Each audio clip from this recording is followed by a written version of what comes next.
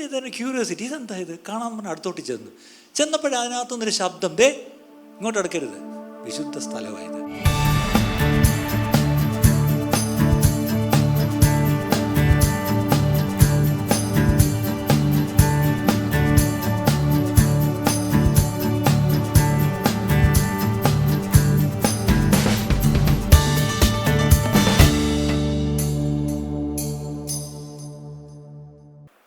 Revival should start.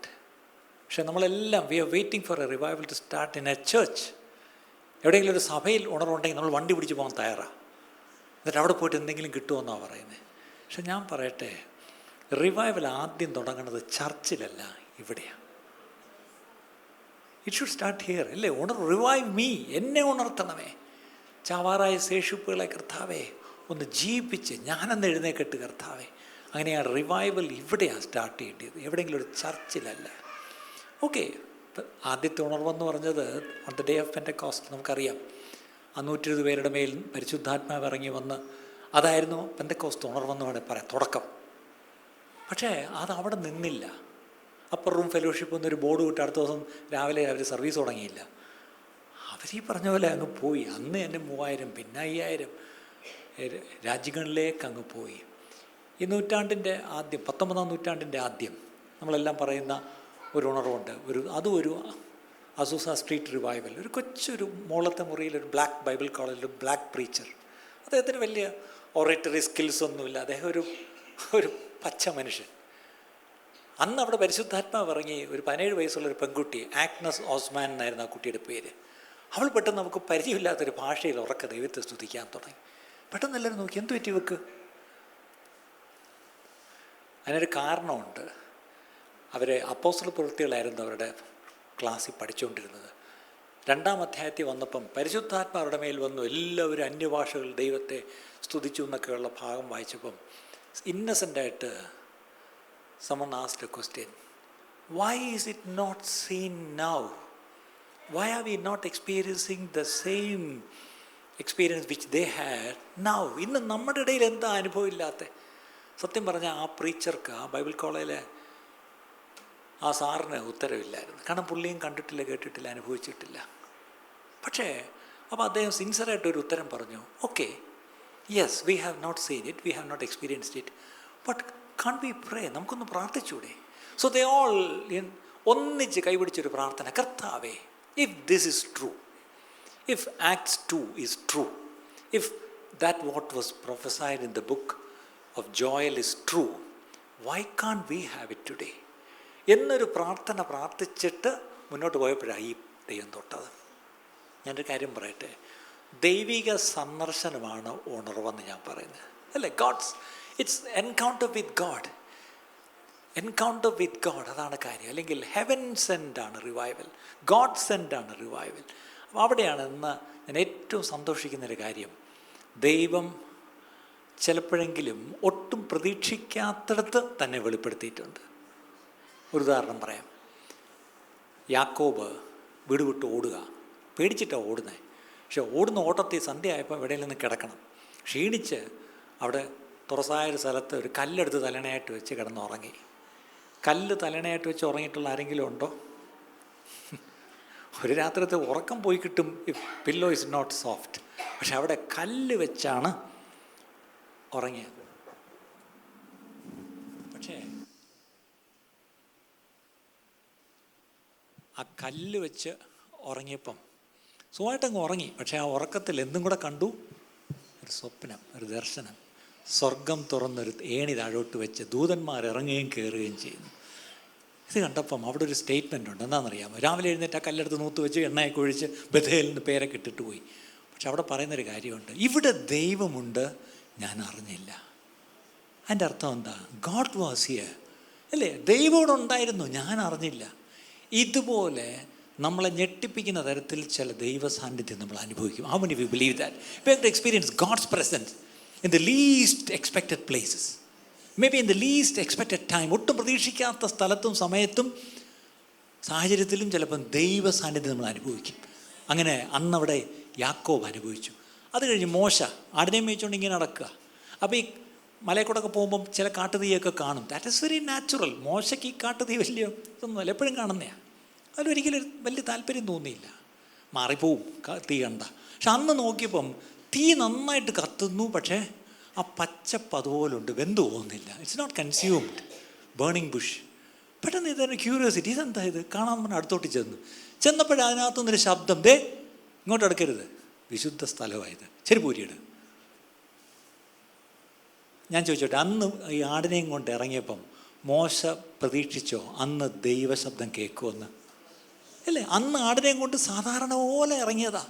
ഇതുപോലെ നിങ്ങൾ സാധാരണ പോലെ ജോലിക്ക് ഇറങ്ങിയതായിരിക്കും. സാധാരണ പോലെ രാവിലെ എഴുന്നേറ്റ് അടുക്കളെ കഞ്ഞിയും കറിയും വയ്ക്കാൻ തുടങ്ങുന്നതായിരിക്കും. ചിലപ്പോൾ സാധാരണ പോലെ ആയിരിക്കും നിങ്ങളുടെ സ്കൂളിൽ പോകുന്നത്, കോളേജിൽ പോകുന്നത്. പക്ഷേ അസാധാരണമായ വിധത്തിൽ ദൈവം ഇടപെട്ടെന്നിരിക്കും.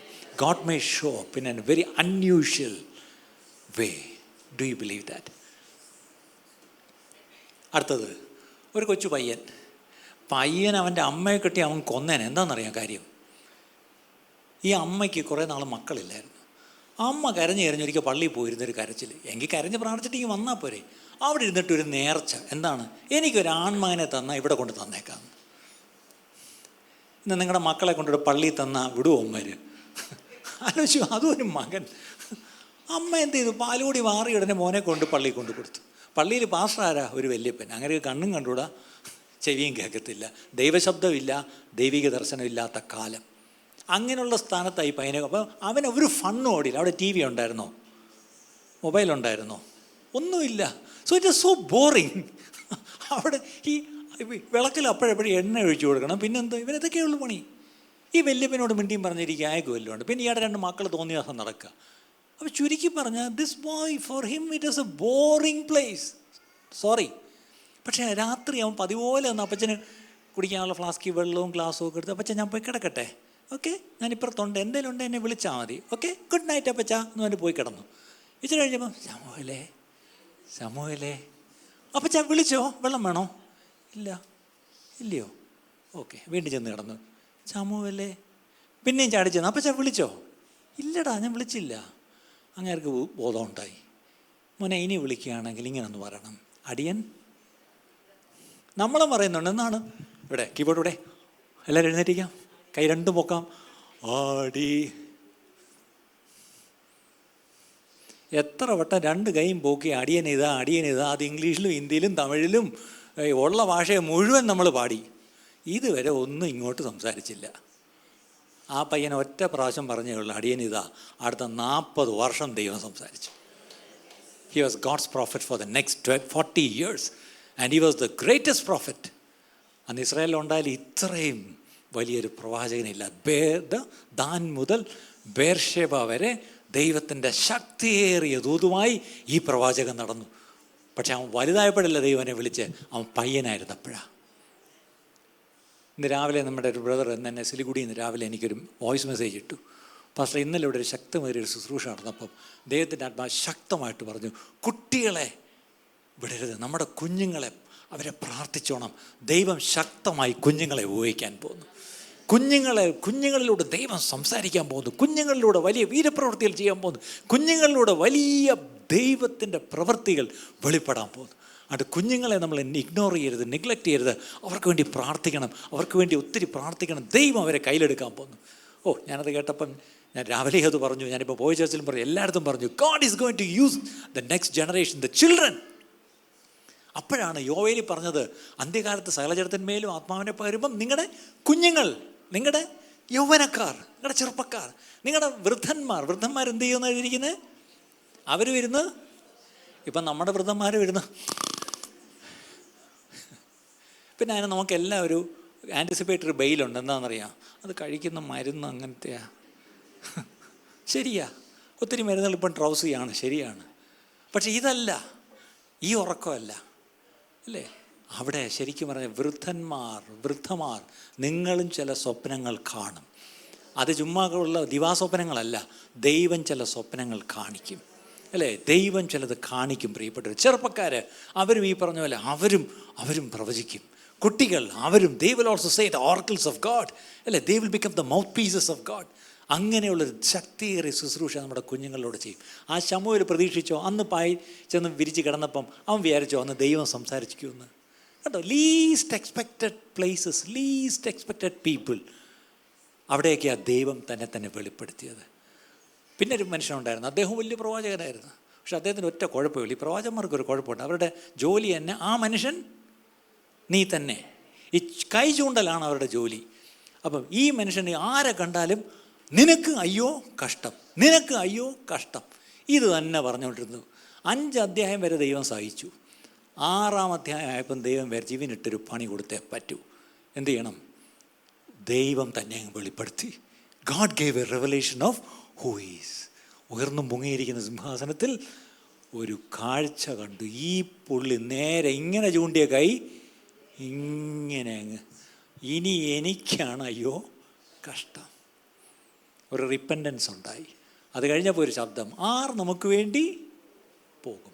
ഒട്ടനെ ഒന്നും ചിന്തിക്കേണ്ട ആവശ്യമില്ല, അടിയനെ അയക്കണമേ. നമ്മൾ ആ if God has not showed himself, അല്ലേ, he has not showed up. അതുകൊണ്ടാണ് നമ്മൾ ഈ ദൈവവേലയ്ക്ക് വേണ്ടി ഇറങ്ങിപ്പോണമെന്നുള്ള ഒരു താല്പര്യം നമുക്ക് വരാത്തതിന് കാരണം, ദൈവം വിളിച്ചില്ല. ആർ പോകുമെന്ന് ദൈവം ചോദിച്ചിരുന്നെങ്കിൽ നമ്മൾ പോകാമെന്ന് പറഞ്ഞേനെ. പക്ഷേ ആ ദൈവം ഇങ്ങോട്ട് ചോദിക്കണമെങ്കിൽ ദൈവത്തെക്കുറിച്ചൊരു വെളിപ്പാട് നമുക്കുണ്ടാകണം, അല്ലേ? ആ വെളിപ്പാടുണ്ടാകുമ്പോൾ എനിക്കൊരു അനുതാപവും മാനസാന്തരവും ഉണ്ടായി. ഞാൻ എന്നിലേക്കൊന്നു, ഞാൻ അരിഷ്ട മനുഷ്യൻ എന്ന് പറയണം. പുതിയ നിയമത്തിലേക്ക് വന്നേ. ഒരിക്കൽ നമ്മുടെ പത്രോസും കൂട്ടരും കൂടെ മീൻ പിടിക്കാൻ പോയി, ഒന്നും കിട്ടിയില്ല. യേശു പറഞ്ഞു ഇച്ചിരി അങ്ങോട്ട്, ഭയങ്കര ഒരു കാച്ച്, അല്ലേ, വല കീർമാർ വലിച്ചുകൊണ്ട് വന്നു. നമ്മളായിരുന്നെങ്കിൽ കിട്ടിയ ടെമ്പോ വിളിച്ച് മീനും കയറ്റി നേരെ പാളയത്ത് പോയനെ, അല്ലെങ്കിൽ എവിടെ പോയനെ? ഹോൾസെയിൽ മാർക്കറ്റ് എവിടെ നമുക്ക്? എടപ്പഴിഞ്ഞി, അതെ, ഹോൾസെയിൽ മാർക്കറ്റിൽ പോയനെ. പക്ഷേ പത്രോസ് എന്താ ചെയ്തതെന്നറിയാം?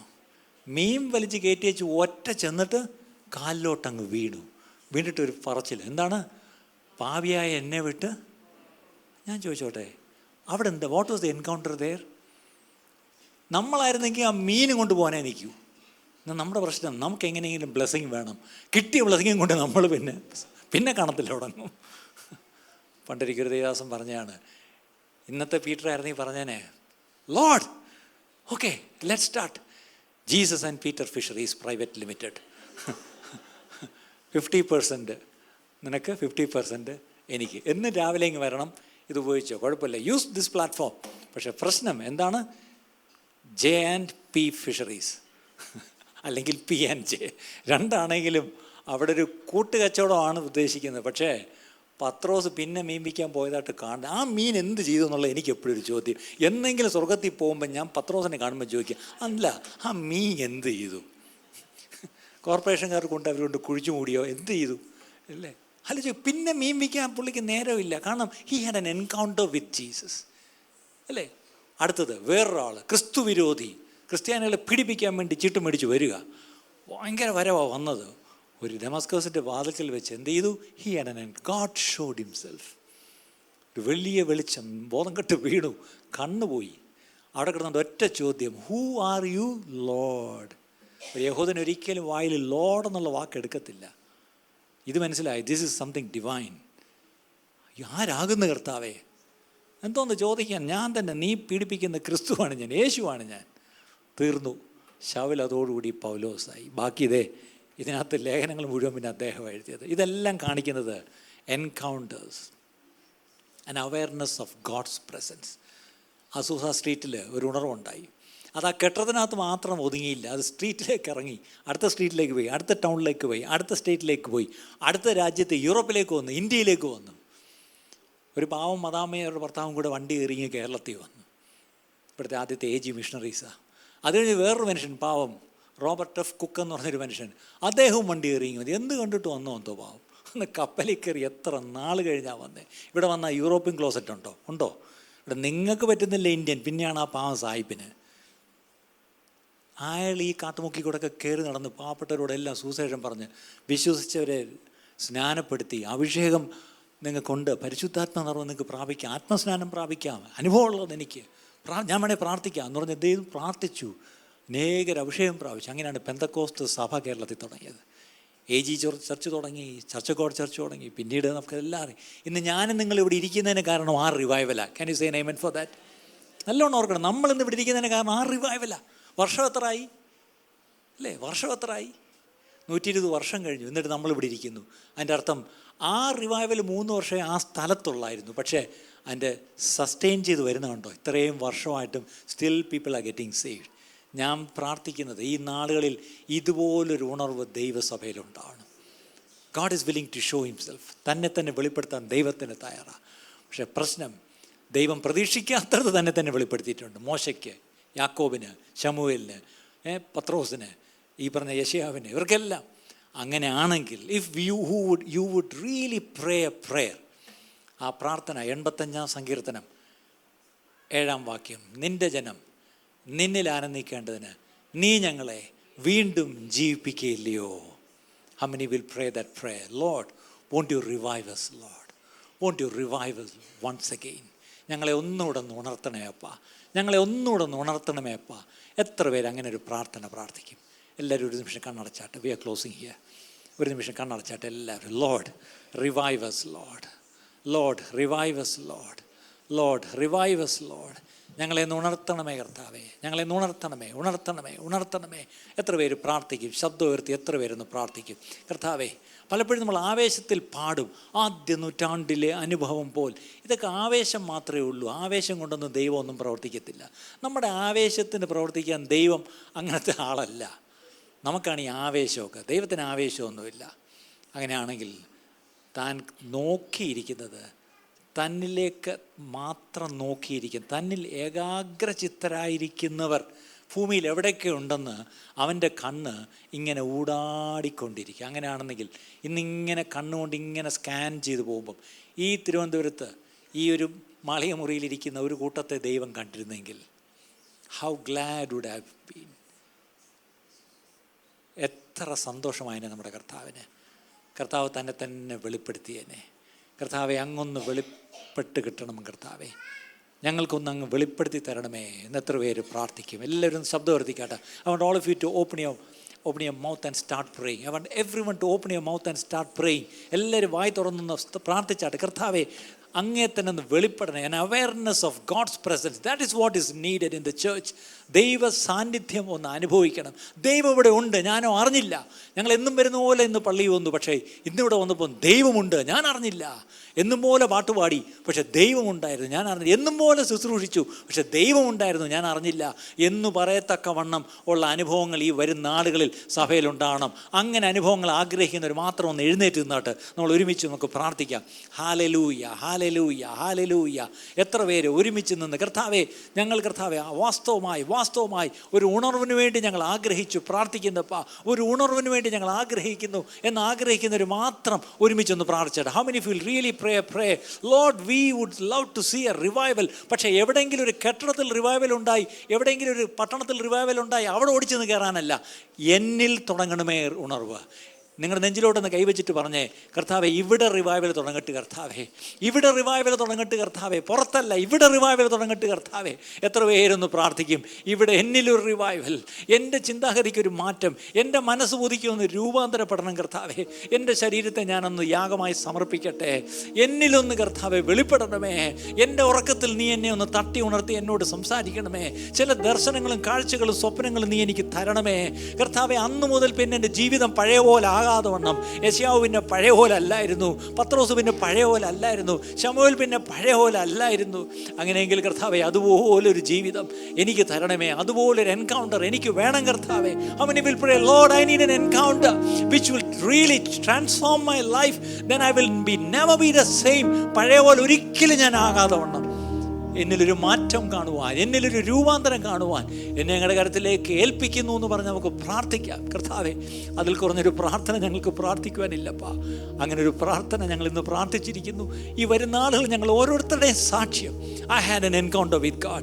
In my bedroom I had an encounter. In my workplace I had an encounter. While I was traveling I had an encounter. In my prayer times I had an encounter എന്നുള്ള സാക്ഷ്യം കേൾക്കുവാൻ ഈ വരുന്ന ആളുകൾ, പ്രത്യേകിച്ച് കുട്ടികളുടെ ഇടയിൽ നിന്ന് അങ്ങനെ സാക്ഷ്യം കേൾക്കുവാൻ, ഞങ്ങളുടെ ടീനേജേഴ്സിൽ നിന്ന് സാക്ഷ്യം കേൾക്കുവാൻ, ഞങ്ങളുടെ ചെറുപ്പക്കാരുടെ ഇടയിൽ നിന്ന് സാക്ഷ്യങ്ങൾ അങ്ങനെയുള്ളത് വരുവാൻ ഞങ്ങളെ അവിടെ നിന്ന് സഹായിക്കണമേ. അതിനായിട്ട് ഞങ്ങൾ ഓരോരുത്തരെയും ഞങ്ങൾ കുടുംബമായി ഏൽപ്പിച്ചു പ്രാർത്ഥിക്കുന്നു. പ്രാർത്ഥനയെ അതിനും കിട്ടിയിരിക്കുക. സ്തോത്രം, യേശു ക്രിസ്തുവിൻ്റെ നാമത്തിൽ തന്നെ പിതാവേ. ഇന്ന് കേട്ട ഈ സന്ദേശം തീർച്ചയായിട്ടും നിങ്ങൾക്ക് അനുഗ്രഹമായിരുന്നു ഞങ്ങൾ വിശ്വസിക്കുന്നു. ഒരു പക്ഷേ നിങ്ങൾ ഇതുവരെയും ഈ ചാനൽ സബ്സ്ക്രൈബ് ചെയ്തിട്ടില്ലെങ്കിൽ ദയവായി ഇപ്പം തന്നെ ഒന്ന് സബ്സ്ക്രൈബ് ചെയ്യുക. ഈ സന്ദേശം മറ്റു ചിലർ കൂടി ഒന്ന് ഫോർവേഡ് ചെയ്ത് കൊടുക്കുക. നിങ്ങൾക്കിത് അനുഗ്രഹമായിരുന്നെങ്കിൽ തീർച്ചയായിട്ടും അത് മറ്റുള്ളവർക്കും ഒരു അനുഗ്രഹമായി തീരുവാൻ അത് കാരണമായി തീരും. God bless you.